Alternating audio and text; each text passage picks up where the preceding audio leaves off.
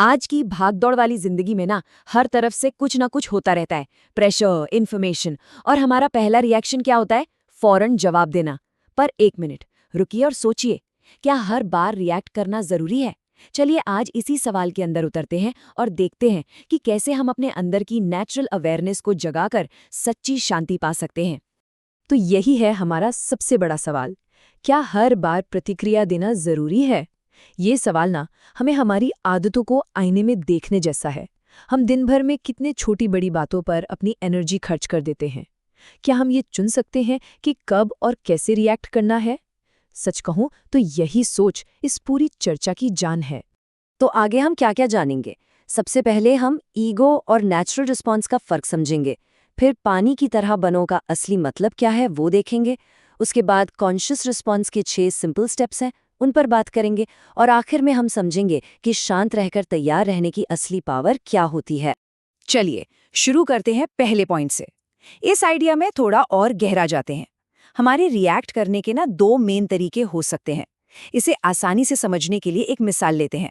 सोचिए, एक तरफ है तूफान और दूसरी तरफ है शांत पानी। अब इन दोनों में फर्क बिल्कुल साफ है।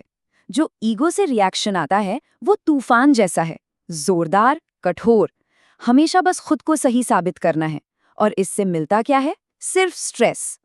वहीं दूसरी तरफ है नेचुरल रिस्पॉन्स, पानी की तरह, एकदम शांत बहता हुआ, जो किसी भी सिचुएशन में एडजस्ट हो जाता है और अपनी ताकत वो तभी दिखाता है जब सच में जरूरत हो। और इसका रिजल्ट मन की शांति।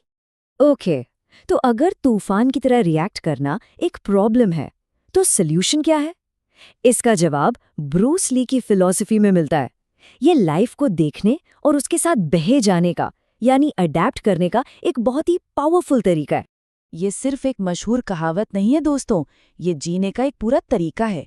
इसका सिंपल सा मतलब है कि जैसे पानी किसी भी बर्तन की शेप ले लेता है ना, वैसे ही हमें भी हालात के हिसाब से ढलना आना चाहिए, बिना लड़े, बिना जबरदस्ती किए। तो पानी की तरह होना, इसका असल मतलब क्या है? पहली बात, अडैप्टेबल बनना, यानी हर सिचुएशन में एडजस्ट हो जाना। दूसरा, विरोध करने के बजाय फ्लो करना, बहना। तीसरी और बहुत जरूरी बात, अपनी पूरी ताकत तभी इस्तेमाल करना जब सच में वाकई में जरूरी हो। और शायद सबसे जरूरी, जैसे ही वो मोमेंट खत्म हो, वापस अपनी शांत अवस्था में लौट आना। ये सब सुनने में तो बहुत अच्छा लगता है ना? लेकिन सवाल ये है कि इसे अपनी डेली लाइफ में अप्लाई कैसे करें? इसके लिए एक बहुत ही सिंपल सा लेकिन पावरफुल फ्रेमवर्क है। सजग प्रतिक्रिया के 6 स्टेप्स। ये 6 कदम हमें सोच से सीधा सही एक्शन तक ले जाते हैं। ये प्रोसेस बहुत ही सीधा और गहरा है। चलिए एक एक करके देखते हैं। स्टेप 1, देखें। जो भी सिचुएशन है उसे बस देखो, जज मत करो कि ये अच्छा है या बुरा। फिर स्टेप 2, स्वीकारें। अपने अंदर जो भी फीलिंग्स आ रही हैं, गुस्सा, दुख, खुशी, उसे ईमानदारी से एक्सेप्ट करो।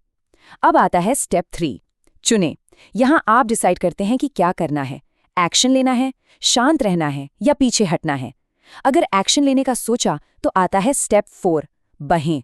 रिजल्ट को फोर्स मत करो, चीजों को नेचुरली होने दो। फिर 5वां स्टेप, प्रतिक्रिया दें, लेकिन सिर्फ और सिर्फ तब जब ये सच में जरूरी हो। और आखिर में सबसे इंपॉर्टेंट, स्टेप 6, आराम में लौटें। जैसी वो पल खत्म हो, सारा स्ट्रेस छोड़कर वापस अपनी शांत स्टेट में आ जाओ। और इस फ्रेमवर्क की जो खूबसूरती है ना, उसे समझने का सबसे अच्छा तरीका है नेचर को देखना, कुदरत को। आप देखेंगे नेचर कभी भी अपनी एनर्जी वेस्ट नहीं करती। वो हमेशा सही टाइम पर सही काम करती है। सोच के देखिए, ये कितनी गहरी बात है। नेचर में ना कोई भी काम दिखावे के लिए नहीं होता, सब जरूरत से होता है। एक बाघ वो इसलिए अटैक नहीं करता कि उसे अपनी ताकत दिखानी है, नहीं, वो इसलिए अटैक करता है क्योंकि उसे भूख लगी है। बस यही है नेचुरल रिस्पॉन्स का पूरा सार। एक्शन तभी लो जब जरूरत हो। चलिए इसे अपनी रोज की लाइफ में अप्लाई करके देखते हैं। मान लीजिए किसी ने आपकी आलोचना की, ईगो वाला रिएक्शन क्या होगा? तुरंत उससे बहस करना, डिफेंड करना। लेकिन नेचुरल पानी वाला रिस्पॉन्स क्या होगा? पहले सिचुएशन को देखो, ऑब्जर्व करो, अपने अंदर के गुस्से या दुख को स्वीकार करो और फिर चुनो कि इसे अनदेखा करना बेहतर है या फिर मान लो कोई आपकी बाउंड्री क्रॉस कर रहा है। तो तूफान की तरह झगड़ा करने के बजाय पानी की तरह शांति से अपनी बात साफ साफ रखो और फिर वापस शांत हो जाओ।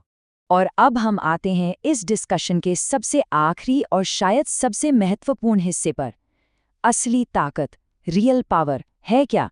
क्या इसका मतलब है कि हम हमेशा लड़ने के लिए ऑन मोड में तैयार रहें, या कुछ और? तो यहाँ सबसे ज़रूरी सबक ये है कि असली पावर हमेशा ऑन रहने में या अलर्ट और स्ट्रेस में रहने में नहीं है। बिल्कुल नहीं। असली पावर है शांत रहने में, काम रहने में, इस भरोसे के साथ कि जब ज़रूरत पड़ेगी तब हम अपनी पूरी क्षमता से काम कर सकते हैं। इसे ही कहते हैं शांत तैयारी की अवस्था। और आखिर में बस ये एक ख्याल अपने साथ लेकर चलते हैं, सबसे स्ट्रॉन्ग इंसान वो है जिसे खुद को प्रूव करने की जरूरत ही नहीं है। शायद असली ताकत शोर मचाने में नहीं, बल्कि उस गहरी शांति में है जो जानती है कि उसे किसी को कुछ साबित नहीं करना।